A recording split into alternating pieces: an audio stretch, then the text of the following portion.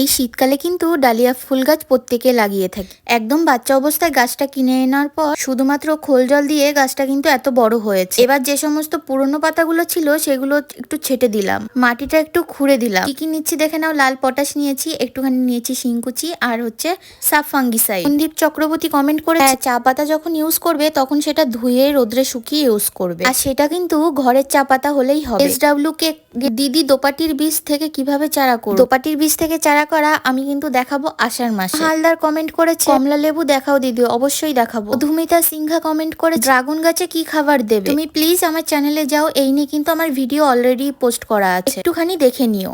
সারফারাজ ইসলাম comment করে গোলাপ গাছের কাটিং থেকে চারার ভিডিও দাও। ওটা আষাঢ় মাস হলে বেস্ট হয়, কারণ যেহেতু তখন বৃষ্টি সিজন থাকে, চারা কিন্তু খুব ভালো হয়। সব খাবারগুলো একসাথে মিক্স করে আমি কিন্তু গাছের গোড়ায় দিয়ে দিচ্ছি, গাছের সাইড দিয়ে দেবে, দেখবে খুব তাড়াতাড়ি শীতকালে ফুল পেয়ে যাবে। ভিডিও ভালো লাগলে